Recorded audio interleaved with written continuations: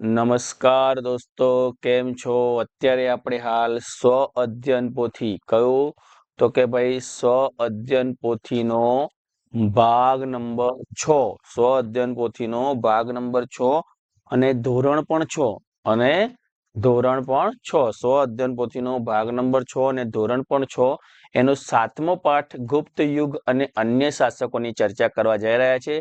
તમારી સ્વ અધ્યયન પોથીઓ તમારી પાસે આવી ગઈ હશે। એમાં આ પાઠ ભરવા માટે તમારા માટે આ વિડીયો ખૂબ જ મદદરૂપ થશે દોસ્તો। તો ચલો ત્યારે આપણે જઈએ એ પહેલા આ તમારે જો વિડીયો સ્વરૂપે ના લખવું હોય, આમ ઉપર નીચે થઈ જતું હોય, આગળ પાછળ થઈ જતું હોય તો પીડીએફ સ્વરૂપે આપણી ગાઈડ એપ્લિકેશનમાં આ વસ્તુ પડી છે, ત્યાંથી પણ તમે જોઈને લખી શકો છો દોસ્તો।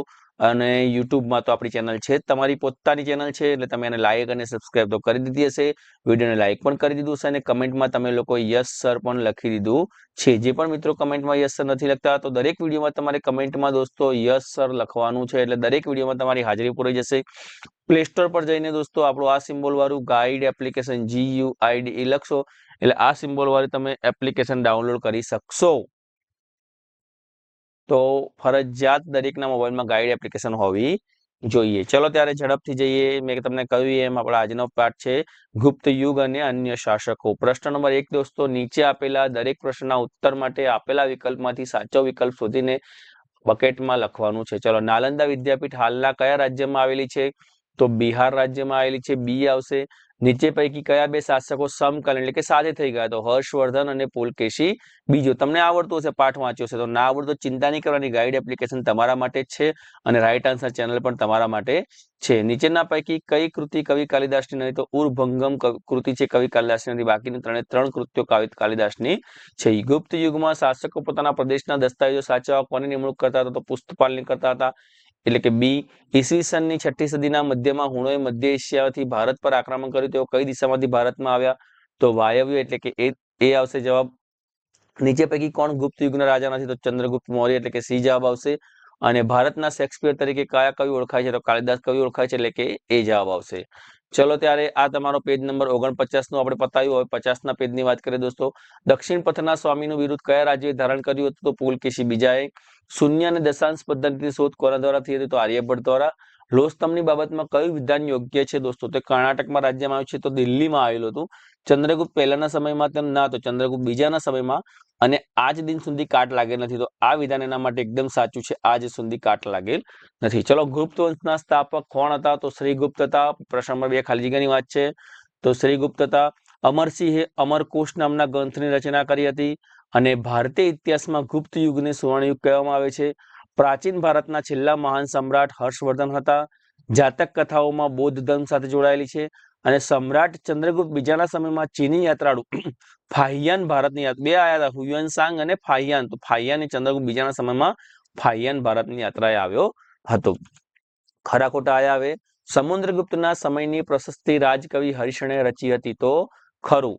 ગુપ્ત યુગમાં પ્રાંતને વિભાગોમાં વહેંચવામાં આવતો હતો, તો ખોટું। જુઓ, ગુપ્ત સમયમાં હિન્દી ભાષાને રાજભાષાનું સ્થાન મળ્યું હતું, તો ખોટું। સંસ્કૃત ભાષાને મળ્યું હતું, એટલે હિન્દી ભાષા નહીં આવે। ગુપ્ત શાસન તંત્રમાં સમ્રાટ મહાજીદારાજ અને પરમ ભાગવત જેવા બિરુદ ધરાવતા હતા, તો સાચું। પુલકેશી બીજાએ બુદ્ધની પ્રતિમા હાથીની અંબાડી પર મૂકી પ્રજાને પૂજા કરી સ્થાપિત કરી હતી, ખોટું। ચંદ્રગુપ્તના રાજદરબારમાં ગ્રીક એલ્ચી મેગ્નેસ્તન આવ્યા હતા, તો ખરું। ચલો આગળ જોઈએ। હું વિક્રમાદિત્યના જે 9 રત્નો હતા દોસ્તો, 9 રત્નો હતા, એની અંદર ધન્વંતરી, આયુર્વેદના ધન્વંતરી, રાજવેદ તરીકે ધન્વંતરી હતા। મેં અષ્ટાંગ હૃદય સંહિતા નામનો ગ્રંથ લખ્યો હતો, તો વાઘભટ્ટે લખ્યો હતો। મેં નાલંદા વિદ્યાપીઠના નિભાવ માટે 100 ગામ ભેટ આપ્યા, તો હર્ષવર્ધને આપ્યા હતા। હું વિક્રમાદિત્ય પછી રાજગાદી આવનાર ગુપ્ત વંશનો શાસક છું, તો કુમારગુપ્ત પહેલો। હું લિચ્છવી જાતિની રાજકન્યા હતી, તો કુમારદેવી। મેં હર્ષચરિત્ર નામનો ગ્રંથ લખ્યો, તો બાણભટ્ટ। ચલો જોડકાઈએ। ચંદ્રગુપ્ત પહેલાને આપણે જોડીશું સી સાથે, એટલે કે મહાધિરાજનું બિરુદ, એટલે કે અહીંયા આપણે સી સાથે જોડીશું પહેલાને। સમુદ્રગુપ્તને આપણે ઈ સાથે જોડીશું કવિરાજનું બિરુદ। ચંદ્રગુપ્ત બીજો એટલે સકારીનું બિરુદ। આર્યભટ્ટ એટલે પ્રખર ગણિત શાસ્ત્રી અને ઈરાનના શહેનશાહ એટલે કે ખુશરો, આપણે એને એફ સાથે જોડીશું। ચલો હવે સવાલના જવાબ આવ્યા, સોરી ખોટા વિધાન ખેંચીને ફરી લખવાના છે। તો ગુપ્ત યુગમાં બૌદ્ધ ધર્મના મહાયાન, હીનયાન, લઘુયાન, ગુરુયાન બે મતો, આપણે લઘુયાન અને ગુરુયાનને ચેક્યું છે અને આવી રીતે ફરી તમારે લખવાનું ગુપ્ત યુગમાં બૌદ્ધ ધર્મના મહાયાન હિયાયન આ ચેકી નાખ્યું, ફરી નહીં લખવાનું. મહાયાન અને હિનયાન એમ બે પંથ વિકસ્યા હતા. અહીંયા આપણે ગુપ્ત યુગમાં વિદેશ મંત્રી મહાસંધિ વિગ્રહ કે મહાબલાધિકૃત નામ થયું, તો મહાબલાધિકૃત ખોટું છે એટલે આપણે અહીંયા ચેકિંગ મારીને વાક્ય ફરી લખવાનું. ચંદ્રગુપ્ત પહેલો અને સમુદ્રગુપ્તને કવિરાજનું, તો ચંદ્રગુપ્ત પહેલાને નતું મળ્યું, સમુદ્રગુપ્તને મળ્યું એટલે આપણે ચેકો માર્યો. પ્રયાગરાજ હાલ ઉત્તર પ્રદેશમાં આવેલું છે એટલે આપણે મધ્યપ્રદેશ ઉપર ચેકો માર્યો. ચલો, મહાસંધિ વિગ્રહ એટલે શું? તો ગુપ્તકાળમાં જે મંત્રી વિદેશ મંત્રી તરીકેનું કાર્ય સંભાળતા અને અન્ય રાજ્યો સાથે શાંતિ કે યુદ્ધના સંબંધો નક્કી કરતા તેમને મહાસંધિ વિગ્રહ કહેવામાં આવતા. પછી સુવર્ણયુગની વ્યાખ્યા આપણે આપવાની છે પારિભાષિક શબ્દમાં, તો જે સમયગાળા દરમિયાન દેશની તમામ ક્ષેત્રે અભૂતપૂર્વ પ્રગતિ થઈ હોય તેવા ઉત્કૃષ્ટ સમયને ઇતિહાસમાં સુવર્ણયુગ કહેવામાં આવે છે. ખૂબ જ સરસ વાક્યાઓ છે દોસ્તો, યાદ રહી જાય. અને ભુક્તિ, તો ગુપ્તકાળના વહીવટ તંત્રમાં રાજ્યના મોટા પ્રાંતને ભુક્તિ કહેવામાં આવતો હતું. ચલો, સમુદ્રગુપ્તના સમયમાં માહિતી શાના પરથી મળે છે? તો અલ્હાબાદના પ્રસિદ્ધ સ્તંભલેખ તેમજ તેમના દ્વારા સિક્કાઓ જે બહાર પાડવામાં આવ્યા હતા એમાંથી.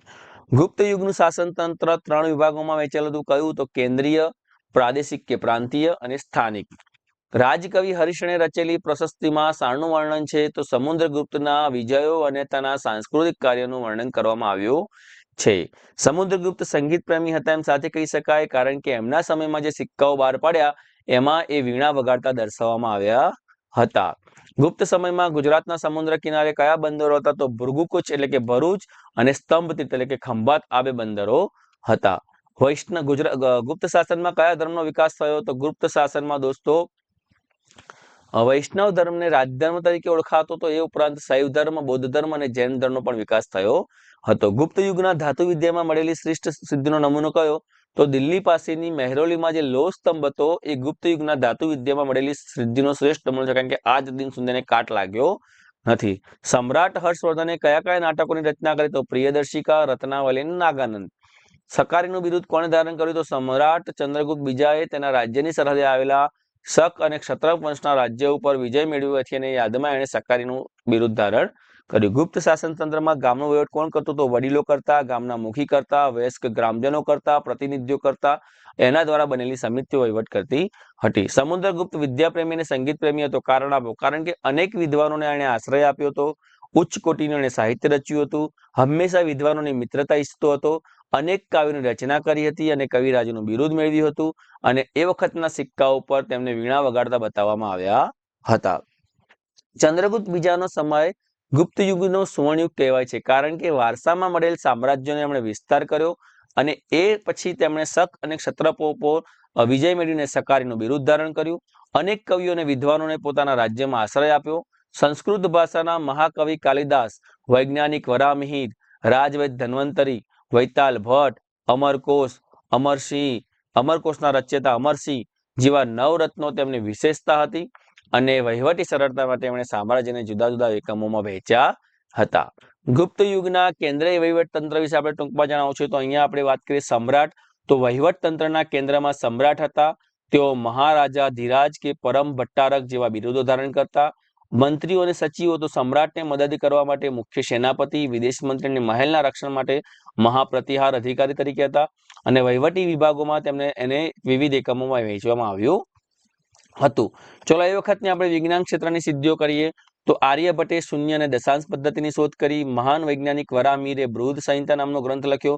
વાઘભટ્ટ નામના વૈદિક શાસ્ત્રી આયુર્વેદ ક્ષેત્રે અષ્ટાંગ હૃદય સંહિતા લખ્યું.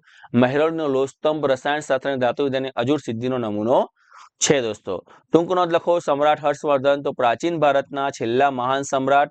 કનોજને પોતાની રાજધાની બનાવી. પોતાના શાસનકાળ દરમિયાન ચીની મુસાફર હ્યુએન ત્સાંગ ભારત આવ્યા. રત્નાવલી, પ્રિયદર્શિકા અને નાગાનંદ જેવા નાટકો લખ્યા. એમના દરબારમાં કવિ બાણભટ્ટે હર્ષચરિતમ અને કાદંબરીની રચના કરી હતી. ચલો, ચંદ્રગુપ્ત બીજા વિક્રમાદિત્ય વિશે આપણે લખવાનું કે તો સૌથી પ્રતાપી શાસક, શક અને ક્ષત્રિયોને હરાવીને સકારી અને વિક્રમાદિત્યનું બિરુદ મેળવ્યું. તેમના દરબારમાં નવરત્નો, મહાકવિ કાલિદાસ, વરામિર અને ધન્વંતરી જેવા મહાનુભાવો રાજ્યનો વિસ્તાર કર્યો. એમના સમયમાં ચીની મુસાફર ફાહિયન ભારત આવ્યા હતા. ચલો, અહીંયા આપણને વર્ગીકરણ કરવાનું છે. વિદેશી પ્રવાસી કવિ અને વૈજ્ઞાનિકો તો ફાહિયાન એ વિદેશી પ્રવાસીમાં આવશે અને હુએનસાંગ આ બંને વિદેશી પ્રવાસમાં આવશે. પછી કવિમાં કાલિદાસ, બાણભટ્ટ અને વૈતાલ ભટ્ટ એ કવિમાં આવશે અને આર્યભટ્ટ અને વરામિહિર એ વૈજ્ઞાનિક સાયન્ટિસ્ટ હતા એ વખતના આપણા દોસ્તો. હવે અહીંયા આપણે છેલ્લો પ્રશ્ન છે કે નાલંદા વિદ્યાપીઠ અને હાલના સમયની વિદ્યાલયોની શૈક્ષણિક વ્યવસ્થાની તુલના કરી તમારી નોટબુકમાં લખો દોસ્તો. તો આપણે પ્રવેશ પ્રક્રિયા વાત કરીએ તો એ વખતની નાલંદાની પ્રવેશ પ્રક્રિયા ખૂબ જ અઘરી હતી. તમે પરીક્ષા પાસ કરો, કોઠો પાસ કરો, એ વખતનું તમે અભિમન્યુનું જે ચક્રવ્યૂહ હતો એ પાસ કરીને તમારે પરીક્ષા આપવી પડતી અને તમે એમાંથી પાસ થાવ પછી તમને નાલંદામાં એડમિશન મળતું. જ્યારે અત્યારે વય, ઉંમર અને અગાઉના ધોરણના પરિણામના આધારે પ્રવેશ મળી જાય છે. શિક્ષણ પદ્ધતિ તો નાલંદામાં મૌખિક ચર્ચાઓ થતી, વિચાર વિમર્શ થતા. અત્યારે હાલમાં પાઠ્યપુસ્તકો, ડિજિટલ માધ્યમો અને લેખિત પરીક્ષાઓનું મહત્વ છે. એ સમયે દ્વૈત તર્કશાસ્ત્ર અને ધર્મનું શિક્ષણ, આજે વિજ્ઞાન, ગણિત, કમ્પ્યુટર અને ભાષાનું શિક્ષણ છે દોસ્તો. તો અને રહેઠાણની વાત કરીએ તો નાલંદા નિવાસી વિદ્યાપીઠ એટલે કે ત્યાં રહીને જ ભણવું પડતું. જ્યારે અત્યારે આપણે ડે કેર સ્કૂલ હોય છે, આખો દિવસ ભલે સ્કૂલમાં રહો પણ સાંજ પડે તમે ઘરે આવી જાઓ છો. ચલો ત્યારે આજનો આપણો 7મો પાઠ છઠ્ઠા ભાગનો આપણે દોસ્તો છઠ્ઠા ધોરણનો છઠ્ઠા ભાગનો 7મો પાઠ આપણે પૂરો કર્યો. આપણે 49 થી 55 પેજ પૂરા કર્યા દોસ્તો. આ આખી તમને પીડીએફ ગાઈડ આપણી એપ્લિકેશનમાં મળી જશે. તો સૌ મિત્રો ચેનલને જે પણ મિત્રો સુધી સબસ્ક્રાઇબ નથી કરી લોકો સબસ્ક્રાઇબ કરો અને વિડીયોને લાઈક તો દોસ્તો બધાએ જ કરવાની છે અને કમેન્ટમાં તમારી હાજરી પુરાઈ દેજો દોસ્તો. યસ લખી દેજો. સૌને જય હિન્દ, જય ભારત, ટાટા, બાય બાય, આવજો ત્યારે.